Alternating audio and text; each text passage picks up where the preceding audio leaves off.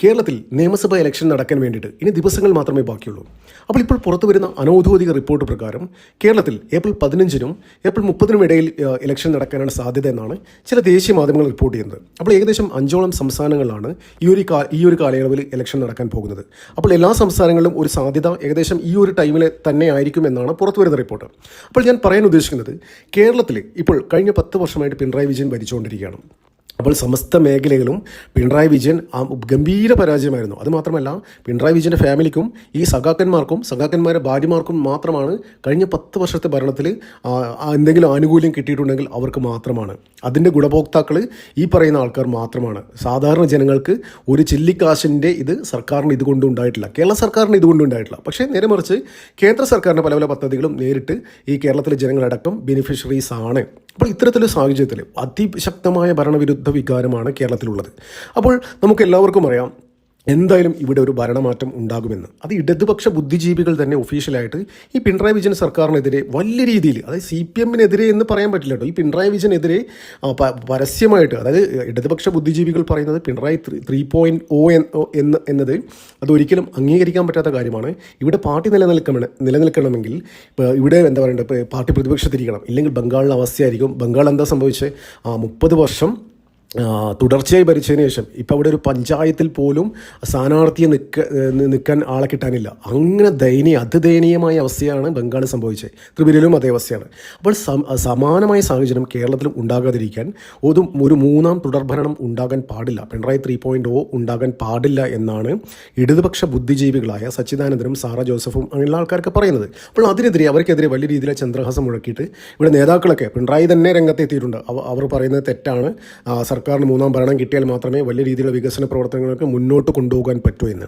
അപ്പോൾ എന്ത് വികസന പ്രവർത്തനമാണ് ഇവർ നടത്തിയെന്ന് ജനങ്ങൾക്കറിയാം. എന്തോരം എന്താ പറയുക, ജനങ്ങളെ ബുദ്ധിമുട്ടിച്ചെന്നും എത്രത്തോളം ഹൈന്ദവ വിരുദ്ധമായ ഒരു സർക്കാരായിരുന്നു കഴിഞ്ഞ 10 വർഷം ഇവിടെ ഭരിച്ചതെന്നും ജനങ്ങൾക്ക് നല്ല ബോധ്യമുണ്ട്. അപ്പോൾ കഴിഞ്ഞ തവണ പറ്റിയ അബദ്ധം ഇത്തവണ ഒരിക്കലും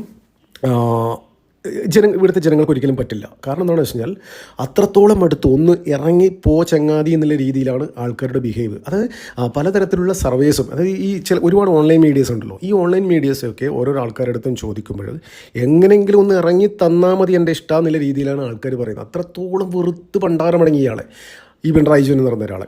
അപ്പോൾ ഇപ്പോഴത്തെ ഒരു സാഹചര്യത്തിൽ, അതായത് നമ്മുടെ കേരളത്തിൻ്റെ ആ ഒരു പൊളിറ്റിക്കൽ ഒരു ലാൻഡ്സ്കേപ്പിലെ ഒരു ചരിത്രം പരിശോധിച്ച് കഴിഞ്ഞാൽ ഓരോ 5 വർഷം കൂടുമ്പോൾ ഭരണമാറ്റം സംഭവിക്കും. അത് എന്തുകൊണ്ടാണെന്ന് വെച്ച് കഴിഞ്ഞാൽ, അത് ഇപ്പം LDF വന്നു, അടുത്ത തവണ UDF വരും. അപ്പോൾ 2021 ആ ഒരു മാറ്റം ഉണ്ടായത്. അതായത് പിണറായി വിജയൻ 2021 വീണ്ടും അധികാരത്തിൽ തുടർന്ന് അതാണ് ആ ചരിത്രത്തിനൊരു മാറ്റം ഉണ്ടായത്. അപ്പോൾ എന്തുകൊണ്ടാണ് മാറി വരുന്നതെന്ന് വെച്ചാൽ, ആ പുതുതായിട്ട് വരുന്ന ആൾക്കാരെ ഗുണം കൊണ്ടല്ല, അതായത് ഇപ്പോൾ ഭരിച്ചുകൊണ്ടിരിക്കുന്ന ആൾക്കാരെ അത്രയും ഉഡായിപ്പും അത്രയും ജനങ്ങളെ വെറുപ്പിച്ചുകൊണ്ടും ജനങ്ങൾ വെറുത്ത് പണ്ടാരമടങ്ങിയത് കൊണ്ടാണ് ജനങ്ങൾ അടുത്ത ഓപ്ഷൻ തിരഞ്ഞെടുക്കുന്നത്. പക്ഷേ ഇപ്പോൾ സമാനമായ സാഹചര്യമല്ല. ഇപ്പം എന്ന് വെച്ചാൽ BJP ഇവിടെ ശക്തമായ, അതായത് ഒരു 3-ാം മുന്നണിയായിട്ട് ഇവിടെ ഉണ്ട്. അപ്പോൾ ആൾക്കാരെന്ന് വെച്ചാൽ BJP ഒരു വിന്നിങ് ഒരു പാർട്ടിയാണെന്ന് ജനങ്ങൾക്ക് മനസ്സിലായി. തിരുവനന്തപുരം കോർപ്പറേഷൻ ജയിച്ചോടുകൂടി കേരളത്തിൽ മൊത്തം ഒരു പിക്ചർ വന്നു. അതായത് BJP ഭരണത്തിൽ വന്നു കഴിഞ്ഞാൽ എന്തൊക്കെ ലഭിക്കും, എന്തൊക്കെ മാറ്റങ്ങൾ ഉണ്ടാവുമെന്ന് തിരുവനന്തപുരം കോർപ്പറേഷൻ ഞാൻ നിങ്ങൾക്ക് പറയാതെ തന്നെ നിങ്ങൾക്ക് അറിയാതിനെക്കുറിച്ച്. അപ്പോൾ ഞാനിപ്പോൾ പറയാൻ ഉദ്ദേശിക്കുന്നത്, ഈ VD സതീശൻ എന്ന് പറയുന്ന കോൺഗ്രസിൻ്റെ UDFിൻ്റെ പ്രതിപക്ഷ നേതാവ് ഒരിക്കലും കേരള മുഖ്യമന്ത്രി ആകില്ല. അതായത് മനോരമയിലെ ഷാനി പ്രഭാകരനും ഏഷ്യാനെറ്റിലെ, അതായത് രാജീവ് ചന്ദ്രശേഖറിൻ്റെ നേതൃത്വത്തിലുള്ള ഏഷ്യാനെറ്റിലെ നമ്മുടെ ഉണ്ണി ബാലകൃഷ്ണനൊക്കെ എക്സ്ട്രാ ടൈം പണിയെടുത്തുകൊണ്ടിരിക്കുകയാണ് ഈ VD സതീശനെ മുഖ്യമന്ത്രിയാക്കാൻ വേണ്ടിയിട്ട്. അപ്പോൾ ഈ ഒരു സാഹചര്യത്തിൽ ഇപ്പോഴത്തെ കറണ്ട് ഒരു സിറ്റുവേഷനിൽ VD സതീശന് ഒരിക്കലും മുഖ്യമന്ത്രിയാകാൻ പറ്റില്ല എന്താണെന്ന് വെച്ച് കഴിഞ്ഞാൽ, ഞാൻ നേരത്തെ പറഞ്ഞില്ലേ, ഇടതുപക്ഷ ബുദ്ധിജീവികളൊക്കെ ഒഫീഷ്യലായിട്ട് പറഞ്ഞു ഒരിക്കലും പാർട്ടി ഭരണത്തിൽ ഏറ്റാൻ പാടില്ല. അതായത് പാർട്ടിക്കാർക്ക്, സഖാക്കൾക്ക്, നിങ്ങൾക്ക് പാർട്ടി രക്ഷപ്പെടണമെന്ന് ആഗ്രഹമുണ്ടെങ്കിൽ നിങ്ങൾ ഇടതുപക്ഷത്തിന് വോട്ട് ചെയ്യരുത് എന്ന്. അതായത് 3-ാം പിണറായി ഇടതുപക്ഷത്തിന് വോട്ട് ചെയ്യരുതെന്നല്ല, 3-ാം പിണറായി സർക്കാർ ഉണ്ടാകാൻ പാടില്ല എന്നാണ് അവർ പറഞ്ഞത്. അപ്പോൾ ഈ ആൾക്കാരൊക്കെ, അതായത് ഇവരെ വിശ്വസിക്കുന്നതൊക്കെ സാധാ സഖാക്കന്മാരൊക്കെ, അതായത് ഈ ബുദ്ധിജീവികൾ പറയുന്ന പാർട്ടി രക്ഷപ്പെടണമെന്ന് ആഗ്രഹിക്കുന്ന സാധാ സഖാക്കന്മാർ ആർക്ക് വോട്ട് ചെയ്യും? അവർ ഒരിക്കലും മുമ്പെന്ന് വെച്ച് കഴിഞ്ഞാൽ BJP അവിടെ ഒരു ആൾട്ടർനേറ്റീവ് ഓപ്ഷൻ ആയിരുന്നില്ല. അപ്പോൾ അവർ നേരെ കോൺഗ്രസിന് ഊത്തിയിട്ട് കോൺഗ്രസിൻ്റെ ആൾക്കാർ ജയിപ്പിക്കും. പക്ഷേ ഇവിടെ എന്ന് വെച്ച് കഴിഞ്ഞാൽ ഈ 2026 വരുമ്പോൾ അവരൊരിക്കലും കോൺഗ്രസിന് വോട്ട് ചെയ്യില്ല. എന്താണെന്ന് വെച്ചാൽ ദേശീയ തലത്തിൽ ഇവരൊക്കെ ആയാലും ഒരു ഒറ്റ കെട്ടാണ്, അവർക്ക് അറിയാം ഒരു കെട്ടാണെന്നില്ല അറിയാം. അപ്പോൾ അവർക്ക് ബെറ്റർ ഓപ്ഷൻ എന്ന് വെച്ച് കഴിഞ്ഞാൽ അതായത് 3-ാം പിണറായി സർക്കാർ ഉണ്ടാകരുതെന്ന് ആഗ്രഹിക്കുന്ന CPM-കാരൊക്കെ വോട്ട് ചെയ്യാൻ പോകുന്നത് ഈ തവണ BJP-ക്കായിരിക്കും. അത് വലിയ രീതിയിൽ BJP-ക്ക് ഏകദേശം 15ഓളം മണ്ഡലങ്ങൾ 15ഓളം മണ്ഡലങ്ങളിൽ വലിയ സ്വാധീനം ഉണ്ടാക്കുകയും 15ഓളം മണ്ഡലങ്ങൾ ബി ജെ പി ജയിക്കാൻ പോകുന്ന ഒരു സാഹചര്യമാണ് 2026 വരാൻ പോകുമുണ്ടാകുന്നു. അപ്പോൾ നിങ്ങൾ ശ്രദ്ധിച്ചായിരുന്നോ? അതായത് ഈ സച്ചിദാനന്ദനായാലും സാറാ ജോസഫ് ആയാലും പറഞ്ഞു മൂന്നാം പിണറായി സർക്കാർ ഒരിക്കലും ഉണ്ടാകാൻ പാടില്ല എന്ന്. പക്ഷേ അപ്പോൾ ആ സമയത്തൊക്കെ വി ഡി സതീശനൊക്കെ ചാടിക്കയറി പറഞ്ഞു അത് കറക്റ്റാണ്. അതായത് അവിടുത്തെ ഇടതുപക്ഷത്തിനെ സപ്പോർട്ട് ചെയ്യുന്ന ബുദ്ധിജീവികൾക്ക് പോലും അവരുടെ ഇൻ്റലക്ച്വൽസിന് പോലും പിണറായി വിജയൻ എടുത്തു. ഇടതുപക്ഷം LDF ഭരണം അത്രയും വൃത്തികെട്ടതായിരുന്നു. അത്തരത്തിലുള്ള കാര്യങ്ങളൊക്കെ പറഞ്ഞ് വി ഡി സതീശൻ ചാടിക്കയറിയിട്ട് വലിയ രീതിയിലുള്ള സപ്പോർട്ട് അവർ കൊടുത്തു. അപ്പോഴും അവിടെ ഒരു കെണി കിടക്കുന്നത് എന്താണെന്നറിയോ? ഈ വി ഡി സതീശൻ വിചാരിച്ചു ഈ ഇടതുപക്ഷ ബുദ്ധിജീവികൾ അങ്ങനെ പറയുമ്പോൾ അത് ഈ കോൺഗ്രസിന് അനുകൂലമായിട്ടാണ് എന്ന്. അപ്പോൾ അവിടെ ഒരു പ്രശ്നം എന്താണെന്ന് വെച്ചാൽ വി ഡി സതീശനെ കാത്തിരിക്കുന്ന വലിയൊരു പ്രശ്നം എന്താണെന്ന് വെച്ചാൽ ഇപ്പോൾ ഇത് മൂന്നാം പിണറായി സർക്കാർ ഉണ്ടാകരുത് എന്ന് വിചാരിക്കുന്ന സാധാ സഖാക്കന്മാർ, പക്കാ കമ്മ്യൂണിസ്റ്റായ ആൾക്കാർ മുമ്പൊക്കെ കോൺഗ്രസിന് വോട്ട് ചെയ്യായിരുന്നു. പക്ഷേ ഇന്നത്തെ അവസ്ഥയിൽ അവരെന്താ വിചാരിക്കുന്നറിയോ? അതായത് അവർക്ക് ബെറ്റർ ഓപ്ഷൻ, അതായത് പാർട്ടിയെ സഹായിക്കുന്ന കഴിഞ്ഞ 10 വർഷമായിട്ട് കേന്ദ്രത്തിൽ ഭരണമുള്ളതുകൊണ്ട് ഇവിടെ സഹായിച്ചുകൊണ്ടിരിക്കുന്നത് BJP ആണ്. അത്തരത്തിലുള്ള നറേറ്റീവ് ഉണ്ട് കേരളത്തിൽ. അതായത് കോൺഗ്രസ്സുകാരന് ആ നറേറ്റീവ് വലിയ സ്പ്രെഡ് ചെയ്യുന്നത്. അപ്പോൾ ഇവർ വലിയ രീതിയിൽ നറേറ്റീവ് സ്പ്രെഡ് ചെയ്യുമ്പോൾ ആൾക്കാരൊക്കെ വിചാരിക്കും, അതായത് പിണറായി വിജയനും നരേന്ദ്രമോദിക്ക് നല്ല ടേംസിലാണ്. ഒരുപാട് പ്രശ്നങ്ങൾ, കേസുകളുണ്ടായി. പിണറായി വിജയൻ്റെ മകളെ പിടിച്ചകത്തിടേണ്ട കേസുണ്ടായി, പിണറായി വിജയനെ പിടിച്ചകത്തിടേണ്ട കേസുണ്ടായി, KT ജലീലിനെ പിടിച്ചകത്തിടേണ്ട കേസുണ്ടായി, ഇവിടെ ശബരിമലയുമായി ബന്ധപ്പെട്ട ഒരുപാട് വിഷയങ്ങളുണ്ട്. ഇത്തരം വിഷയങ്ങളിലൊക്കെ കേന്ദ്ര സർക്കാരിൻ്റെ ഭാഗത്ത് നിന്ന് CPM ഒരു പ്രൊട്ടക്റ്റ് ചെയ്യുന്ന ഒരു ഫീല് സാധാരണ അണികൾക്കുണ്ട്. അപ്പോൾ സ്വാഭാവികമായിട്ട് അവർ മനസ്സിലെന്താ വരിക? അതായത് BJP വന്നു കഴിഞ്ഞാൽ ഞങ്ങൾക്ക് പ്രശ്നമൊന്നും ഉണ്ടാവില്ല, ഞങ്ങൾ പ്രൊട്ടക്റ്റ് ചെയ്യും, ഞങ്ങളെ എന്തുകൊണ്ട് ഈ കോൺഗ്രസ് ആരോപിക്കുന്ന മാതിരി CJP കമ്മ്യൂണിസ്റ്റ് ജനതാ പാർട്ടിയാണ് കേരളം ഭരിക്കുന്നത്, ഒരു നറേറ്റീവ് ഉണ്ടല്ലോ. അപ്പോൾ ഇത് സ്വാഭാവികമായിട്ടും BJPയുടെ ചെറിയൊരു അറ്റാച്ച്മെൻറ്റ് സാധാ കമ്മ്യൂണിസ്റ്റുകാർക്ക് ഉണ്ട്. മുമ്പ് കോൺഗ്രസ്സുകാർക്ക് ചെയ്തിട്ട് കാര്യമില്ല, കോൺഗ്രസ്സുകാർ അഴിമതി കാണിക്കാനും പെണ്ണ് പിടിക്കാനും ഇത് മാത്രമാണ് ഈ ഭരണത്തിൻ്റെ ഇത് ഉപയോഗിക്കുന്നതെന്ന് കറക്റ്റ് സഖാക്കന്മാർക്ക് നല്ല ബോധ്യമുണ്ട്.